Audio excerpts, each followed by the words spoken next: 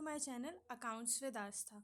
आज मैं आपको कंसोलिडेशन का एक और क्वेश्चन कराने वाली हूँ, बट ये फुल फ्लेज्ड क्वेश्चन नहीं है, बस उसकी छोटी सी एडजस्टमेंट है क्योंकि किसी ने मेरे से ये बोला था कि उनको ये वाले क्वेश्चन का वीडियो चाहिए।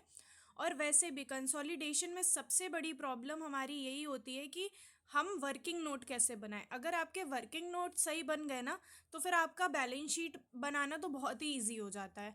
और हमेशा ये चीज़ याद रखिएगा, कंसोलिडेशन में सब्सिडरी का कभी भी शेयर कैपिटल नहीं आता है, ठीक है।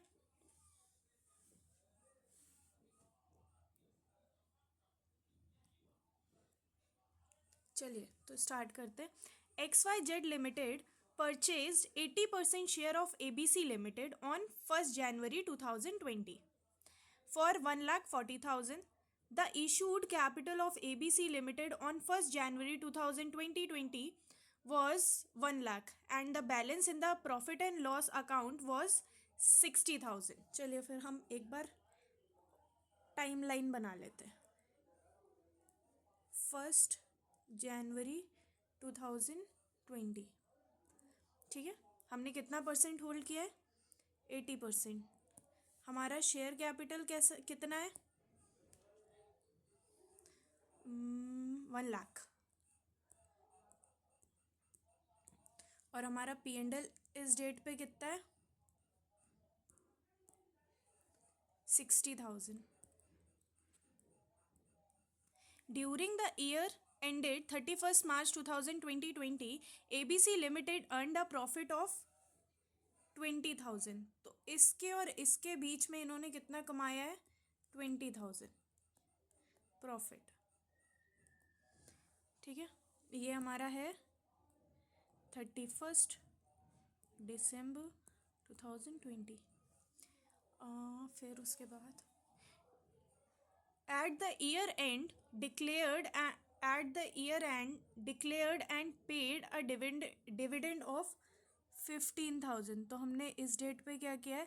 15,000 का डिविडेंड डिक्लेयर किया है, ठीक है, और पे भी करा है। अब वो हमसे बोल रहा है show by an entry how the dividend should be recorded in the books of XYZ limited. इनकी बुक्स में क्या दिखेगा? ये जितना भी प्रॉफिट है हमारा क्या है?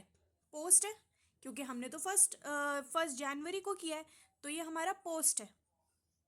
और पोस्ट वाला हमारा कहाँ जाता है? P&L में। तो अब हम इसकी एंट्री पास करते हैं। देखिए, वैसे भी जब आप ईयर एंड में कर रहे हो तो आप इसी साल का कर रहे होगे, पिछले साल का तो नहीं कर रहे होगे, क्योंकि पिछले साल का जनरली जब भी होता है वो कब होता है? ईयर के ड्यूरिंग द ईयर होता है, हमारा एंड में नहीं होता। अगर हम एंड में कर रहे हैं तो हम ये मान लेते हैं कि हम ये इसी साल का कर रहे हैं। तो मतलब हम जो ये 15,000 का डिविडेंड डिक्लेयर कर रहे हैं वो हम किससे कर रहे हैं? 20,000 का जो प्रॉफिट हमने कमाया है इस साल में। तो हम अजम्पशन भी लिख देंगे, आप भी हमेशा लिखना अज्यूमिंग dividend of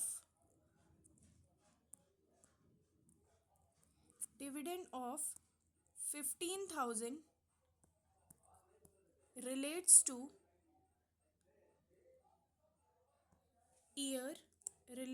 year 2020, ठीक है। उसके बाद उन्होंने क्या बोला है? उनको चाहिए एंट्री। तो पहले हम ये देख ले कि हमारे XYZ की वो क्या है, शेयर कितना है? Share of XYZ limited, XYZ limited 15,000 है, उसमें से हम कितना होल्ड करते हैं? 80%।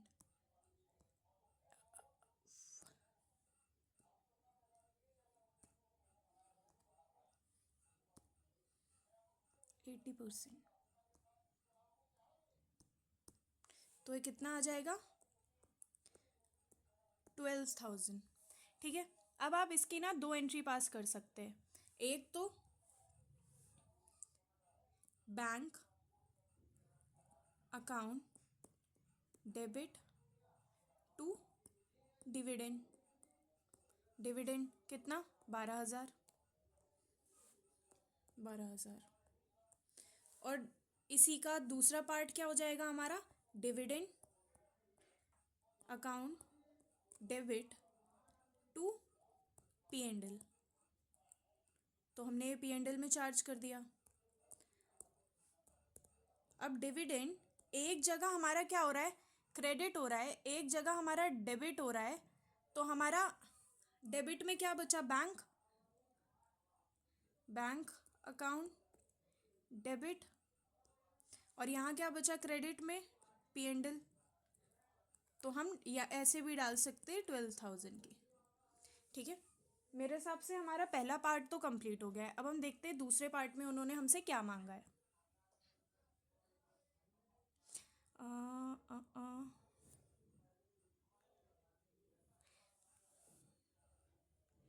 इन्होंने हमसे क्या मांगा है, माइनॉरिटी इंटरेस्ट मांगा है। कब का, एक तो एक्यूजिशन की डेट पे और एक हमारा क्या, ईयर एंड पे।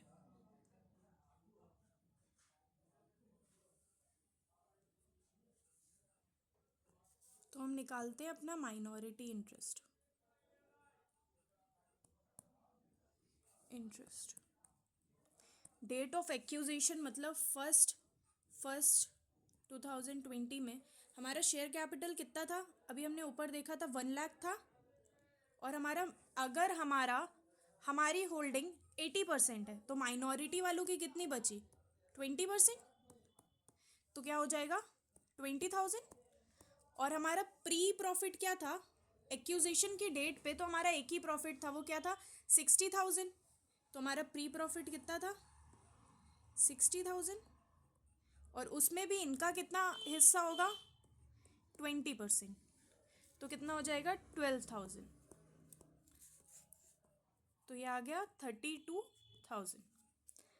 अब दूसरा हमारा 31 दिसंबर 2020, शेयर कैपिटल तो कोई चेंज नहीं हुआ है, शेयर कैपिटल में तो 1 लाख ही है, और कितना परसेंट 2%, तो ये कितना हो जाएगा 20,000। प्री भी हमारा सेम ही है, प्री प्रॉफिट भी हमारा सेम ही है, कितना था 60,000, और उसमें भी हमारा कितना परसेंट होगा 20%, तो कितना हो जाएगा 12,000। और अब हमारा इसमें एक और चीज़ हमारी एंड में क्या हो गई, हमने एक पोस्ट प्रॉफिट भी तो कमाया है, कितने का 20,000 का, लेकिन 20,000 में 15,000 हमने क्या कर दिया है, हमने डिविडेंड पे कर दिया है, तो हमारा बचा कितना 5,000, 5,000 में इसका कितना परसेंट 20%, तो कितना हो गया 1,000।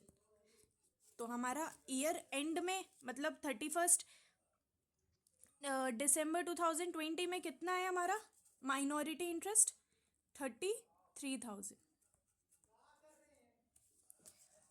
ठीक है, ये हो गया हमारा डेट ऑफ एक्यूजिशन, और ये हो गया हमारा डेट ऑफ कंसोलिडेशन।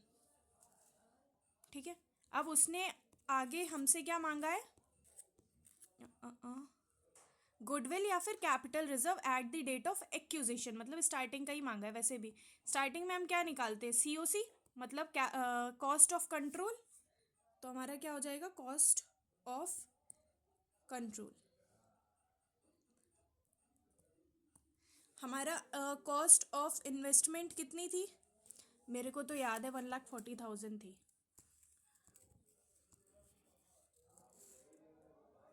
कितनी थी 1,40,000 थी।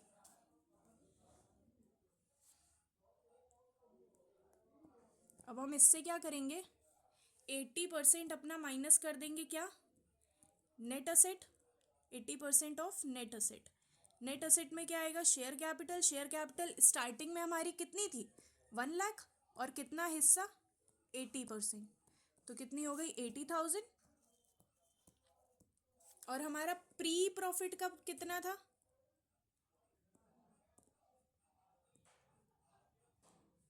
प्री प्रॉफिट कितना था 60,000, 60,000 का 80% कितना हो जाएगा हमारा 48,000।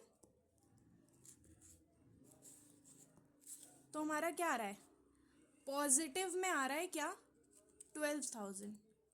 तो ये हमारी क्या आ गई, गुडविल।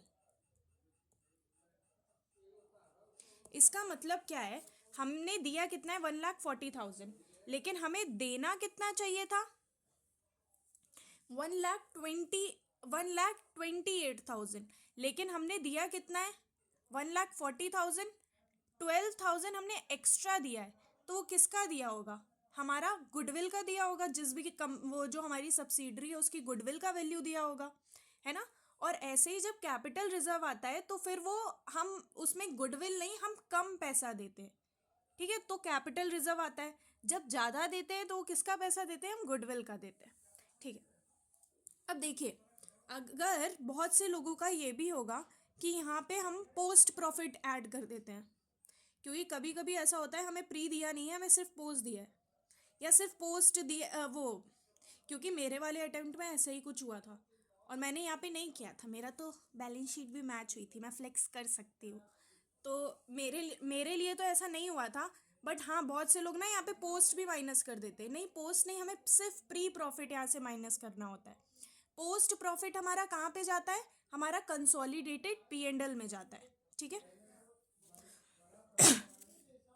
अब देखिए, ये हमने एक ये क्वेश्चन आपका इंडिविजुअली ऐसे तो उठ के बिल्कुल भी नहीं आएगा, क्योंकि हमेशा हमारा कंसोलिडेशन का क्वेश्चन कितने मार्क्स का आता है,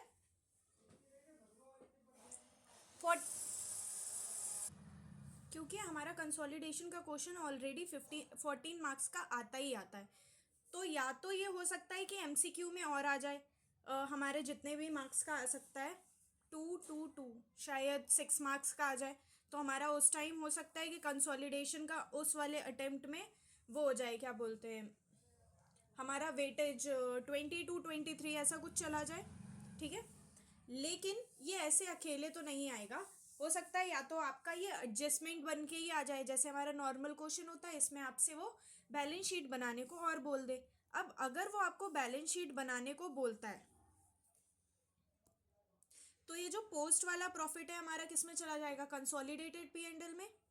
ये जो हमारा प्री वाला प्रॉफिट है, ये प्री वाला प्रॉफिट हमारा 20% चला जाएगा माइनॉरिटी में, ठीक है। और जो 80% है वो हमारा कहाँ से माइनस हो जाएगा, हमारा उससे COC से, कॉस्ट ऑफ कंट्रोल। इसका मतलब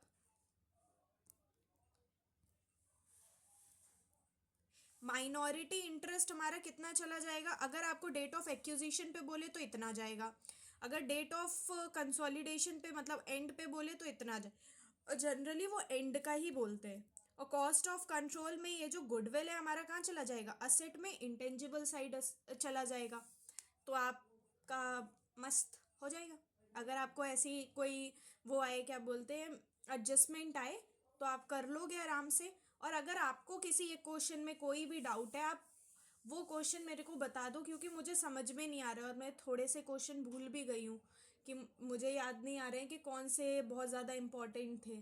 तो आप लोग मुझे बता दो, मैं वो बनाती रहूँगी। और शायद कल मैं अमेलगमेशन का डालूंगी, और अमेलगमेशन की शायद से 3 वीडियोज़ आएंगी, क्योंकि अमेलगमेशन में एक क्वेश्चन में नहीं हो सकता, क्योंकि वो उसके परचेज कंसिड्रेशन के भी 2 तरीके के क्वेश्चन आते हैं। उसका जो वो हो गया, क्या बोलते हैं उसे, पर वो मर्जर के केस में होता है, परचेज के केस में होता है, तो हमें दोनों ही करना पड़ेगा। तो इस वजह से मैं अमेलगमेशन के क्वेश्चंस कल से कराना शुरू करूँगी। चलिए, तो फिर ये वीडियो मैं यहीं पे एंड करती हूँ। Thank you.